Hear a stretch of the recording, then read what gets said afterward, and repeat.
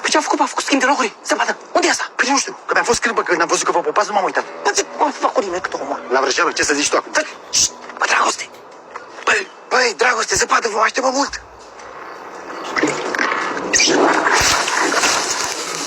Fratele meu, am ieșit. Bă, dragoste, uite, ia uite-mă, să moară, mamă. Dar ce să vezi eu? Ia uite-mă, am ieșit. Haide, pe la urmă. Haide să mergem, că noi suntem gata.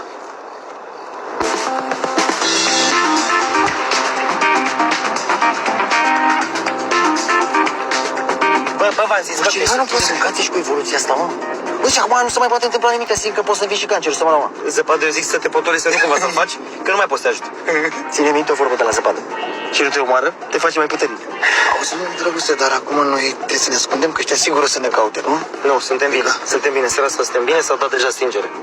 Mâine o să fie cu probleme, că se dă alarmă. Păi, pe bune, la Bulgari deja la ora aia. Bă, că toată mă uit la tine și îmi dau seama. Cum, Doamne, iartă-mă, te rătăcești tu? Băi, ești prost rău, ce dracu să faci la Bulgari dacă e fix ca în România? Ba da? Păi atunci mă duc acasă. Cum o să te duci acasă? De ce te-am scos eu? Nu te-am scos pentru că boss are o treabă cu noi? Da? Da. Și dacă plec din țară, ce-mi facem? Păi nu mai prins rebelionul, mă. Hai, pe mai stau un pic atunci. Ai văzut? Auzi, dar noi mergem direct la el acum? Băi, cam târziu, nu știu dacă... Poate doarme, nu? Are și eu că a avut... În noaptea asta dormiți la hotelul lui Boss. Aveți buletine noi, aveți identități noi, vă cheamă altfel Costel, George și Eduard Petrescu.